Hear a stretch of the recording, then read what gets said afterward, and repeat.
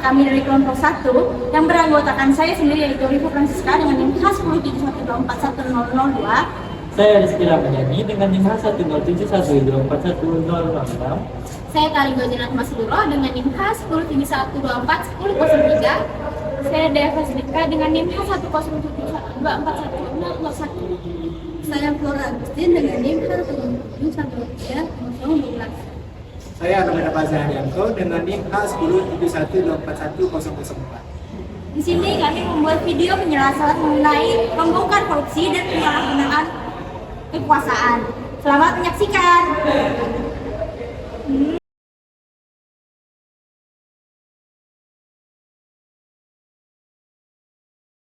Oke, selamat siang pemirsa. Jadi di sini saya sudah bersama 3 narasumber yang sangat hebat.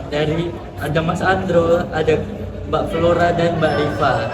Jadi nih Mbak, dimulai dari Mbak Citra. Menurut Mbak, bagaimana sih menurut Mbak anti korupsi yang dapat dipahami? Untuk Rizky, sebenarnya korupsi adalah tindakan penyalahgunaan jabatan atau wewenang untuk keuntungan pribadi. Ini seperti wasit sepak bola yang dibayar oleh salah satu tim untuk memenangkan pertandingan. Wasit itu punya kekuasaan di lapangan, tapi ia digunakan untuk kepentingan sendiri, bukan untuk keadilan. Bentuknya bisa bermacam-macam, mulai dari penyalahgunaan, penggelapan dana, hingga gratifikasi atau pemberian. Oke, sangat jelas Mbak. Lalu bagaimana membedakannya dengan korupsi dengan anti penyalahgunaan? Mungkin Mas Andro bisa bantu menjelaskan. Tentu saja Mas Rizky. Jadi, korupsi adalah salah satu hasil dari penyalahgunaan kekuasaan. Tapi tidak semua penyalahgunaan kekuasaan ini dalam artian uang. Contohnya penyalahgunaan kekuasaan. Seorang pejabat yang menggunakan pengaruhnya untuk mengangkat kerabatnya yang tidak kompeten menjadi pegawai negeri. Mungkin tidak ada uang yang berpindah tangan secara langsung, tapi ia telah menyalahgunakan wewenangnya untuk kepentingan kelompoknya. Ini kita sebut nepotisme. Artinya, kekuasaan ini sebenarnya untuk pelayanan publik, bukan untuk kepentingan kroni-kroninya. Seperti itu Mas Rizky. Jadi bisa dibilang kalau korupsi merupakan penyalahgunaan kekuasaan, tapi penyalahgunaan kekuasaan belum tentu korupsi uang. Bisa jadi dalam bentuk lain seperti intimidasi. Gimana menurut Mas Andro? Menurut saya itu tepat sekali sih Mbak Rifa. Itu sebagai dasar kekemauan kita untuk melangkah lebih maju ke depan.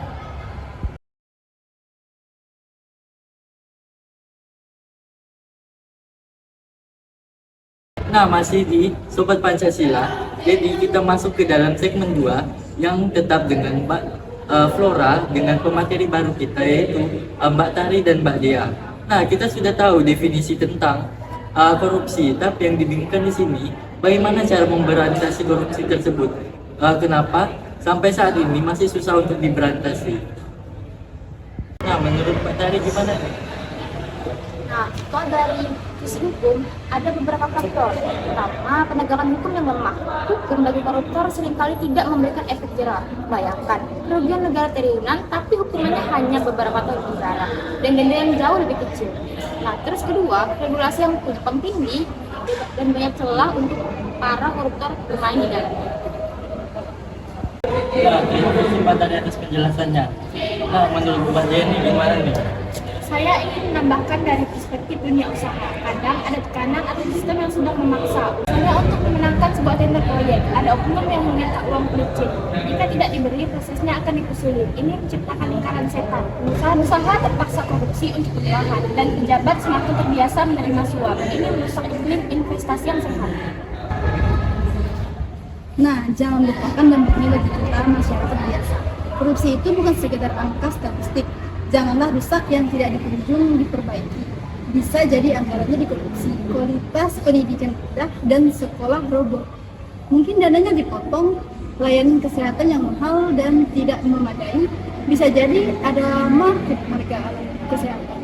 Korupsi secara langsung merampas hak kita untuk mendapatkan pelayanan publik yang layak. Kitalah yang menjadi korban utamanya.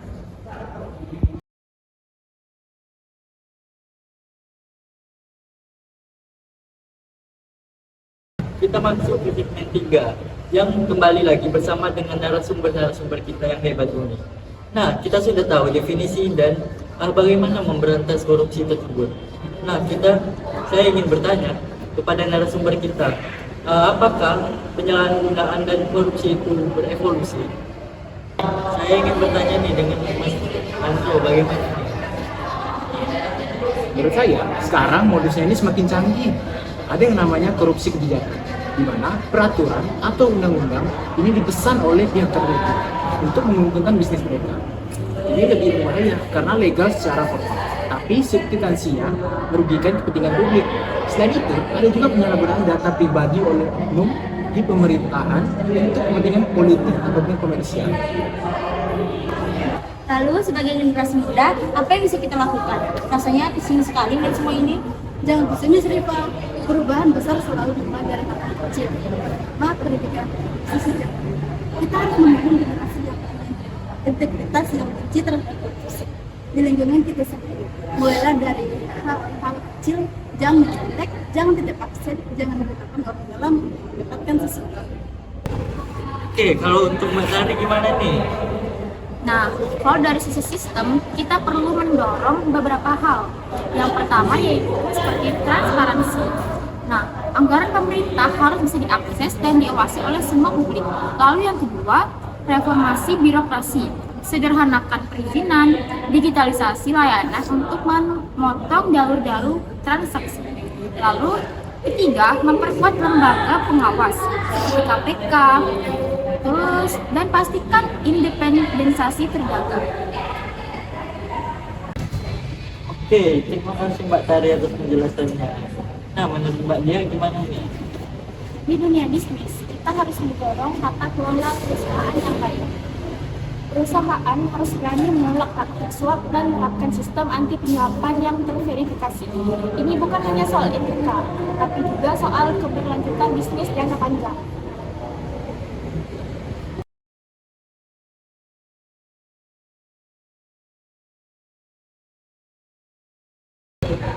Oke, baik. Terima kasih kepada para narasumber yang telah menjelaskan apa itu korupsi dan penyalahgunaan kekuasaan. Terima kasih kepada Mas Andro, Mbak Tari, Mbak Flora, Mbak Dea, dan Mbak Rifa atas penjelasan yang sangat bermanfaat.